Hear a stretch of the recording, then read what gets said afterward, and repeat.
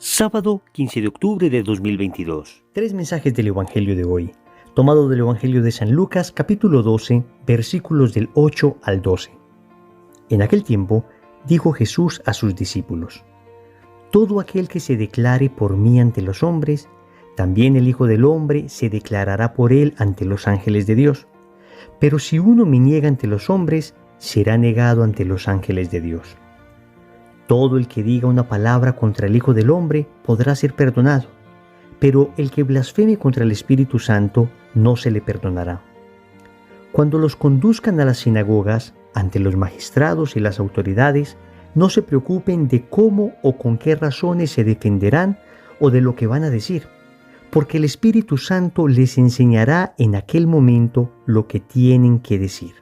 Palabra del Señor. Gloria a ti, Señor Jesús.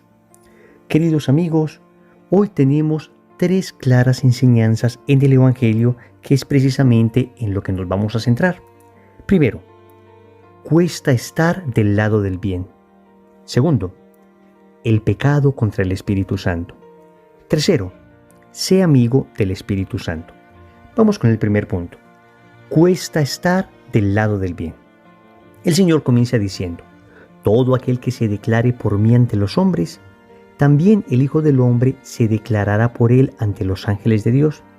Pero si uno me niega ante los hombres, será negado ante los ángeles de Dios. Querida familia, el mensaje es muy claro. Debemos decidirnos por Jesús. Si no estamos con Él, estamos contra Él. No conoce términos medios esto de seguir al Señor. O estás del lado de Él, repito, o estás en contra de Él. Lo dijo el Señor.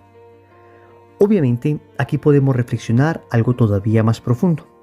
Y es que estar del lado de Jesús no es solamente decir que le amamos, no es solamente decir que Él es el Señor de nuestra vida, sino que esto se tiene que manifestar con obras concretas. Porque yo podría por una parte decir que estoy del lado de Dios, del lado de Jesús, que le amo, y mis palabras expresar una gran adhesión a Cristo. Pero luego mi vida puede ir por un camino completamente distinto. Amigos, es con la vida con la que se demuestra que estamos del lado del bien, que estamos del lado de Cristo.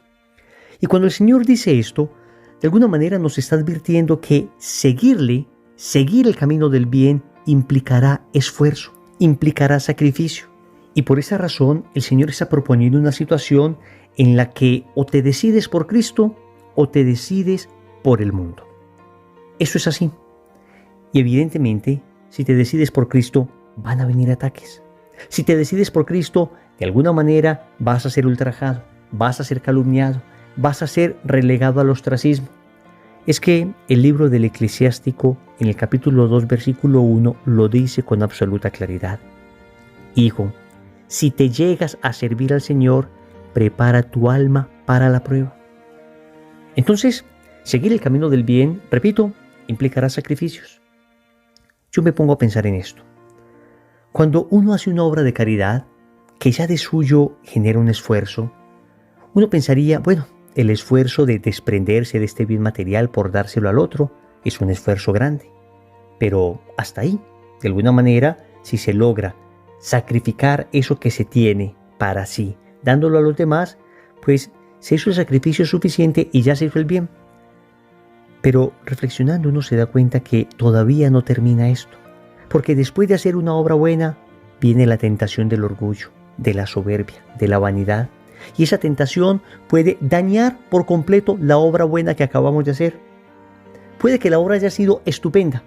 Y sin embargo, si yo me regocijo interiormente por esa obra que hice, lleno de soberbia y vanidad, entonces todo el mérito de esa obra se pierde. Por eso decimos que cuesta estar del lado del bien. Y es que si nos ponemos a pensar, hacer el mal, entre comillas, es más fácil. Y digo entre comillas porque siempre habrá consecuencias, porque la conciencia de todas maneras remorderá. Pero a primera vista siempre parece más fácil destruir que construir. Te demoras meses elevando un edificio y en pocos segundos ese edificio puede estar en el suelo. Así mismo pasa con el bien. Hacer el bien es cuesta arriba, implica sacrificio, implica abnegación. En cambio, hacer el mal de alguna manera es dejarnos deslizar, suavemente por las invitaciones de nuestros instintos desordenados, por las invitaciones de los placeres del mundo, por las seducciones de Satanás. Siempre será más valiente el que sigue el camino del bien.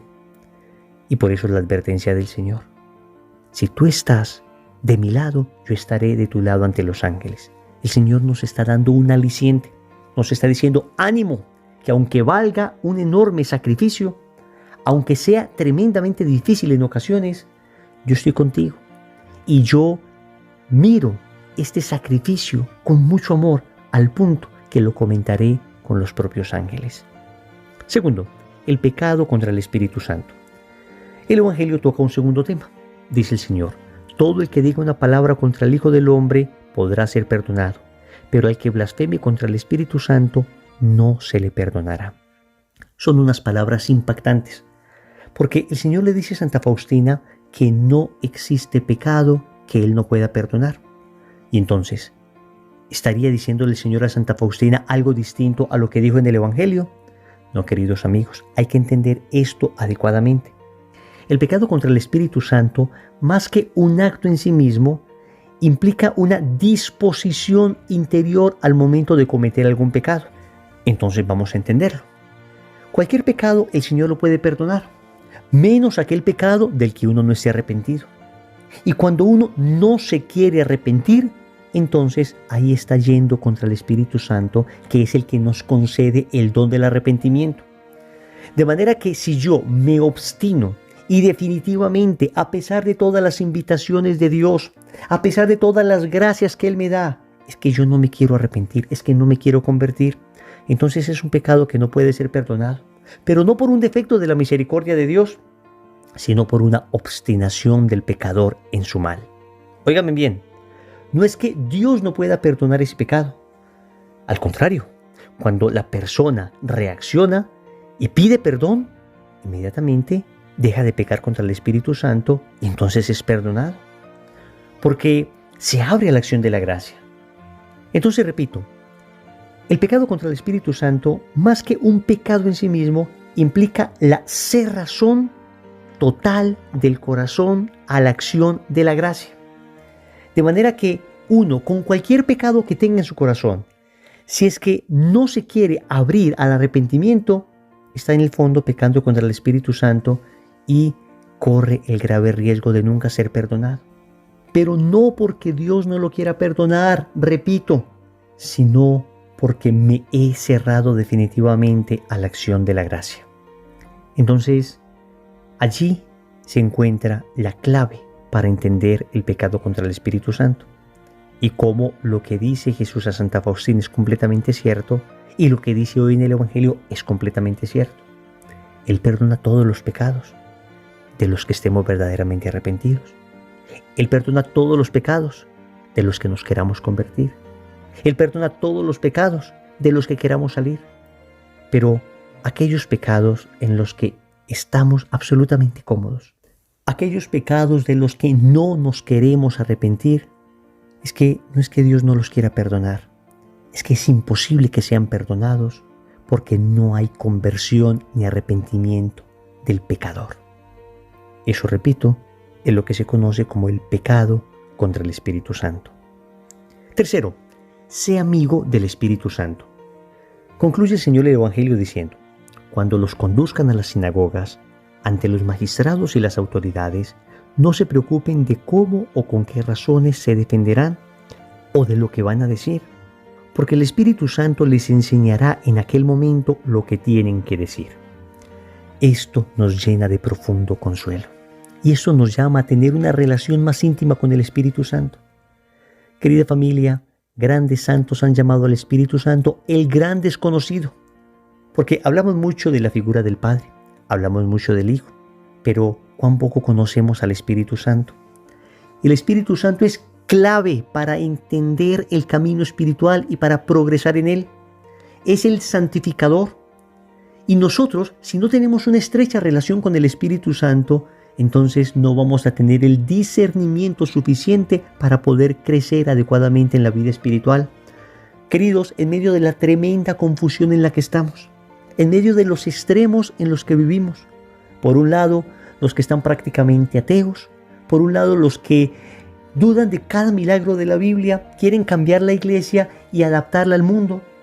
Y por otro lado tenemos el extremo opuesto, los que tratando de defender la verdad, la doctrina, pues la defienden con un tal celo que se olvidan completamente de la misericordia, de la compasión, de la caridad.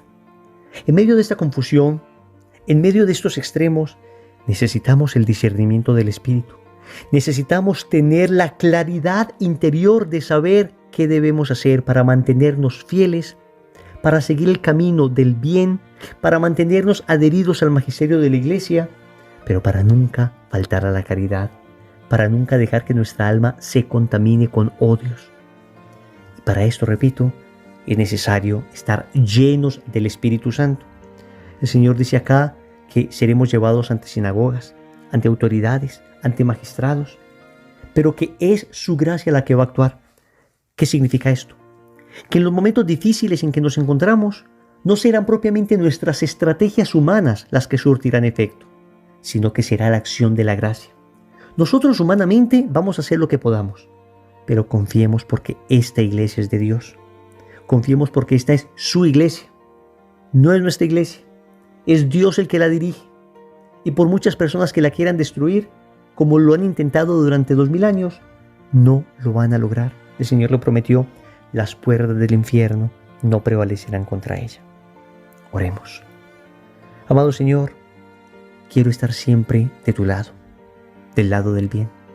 Sé que cuesta, sé que no siempre es fácil y soy un cobarde, Señor. Y en muchas ocasiones siento que mis piernas tiemblan cuando tengo que declararme como seguidor tuyo ante un mundo tan adverso, que presenta tanta animadversión a la fe. Pero hoy suplico la presencia de tu Espíritu, para que me conceda esa fortaleza que necesito para mantenerme firme. Sobre todo te suplico, Señor, que ese Espíritu Santo esté de tal forma en mi interior que jamás peque ni blasfeme contra Él, que jamás llegue al punto de no arrepentirme, al punto de obstinarme en el pecado, al punto de olvidar tu misericordia. Señor, no permitas que blasfeme contra el Espíritu Santo. Finalmente, te suplico, amado Señor, que me ayudes a tener una estrecha relación con el Paráclito, con tu Espíritu, para poder discernir adecuadamente, para poder hablar, actuar, pensar, obrar conforme a ese Espíritu y no conforme a mis débiles criterios humanos. Señor, dame lo que me pides y pídeme lo que quieras. Amén.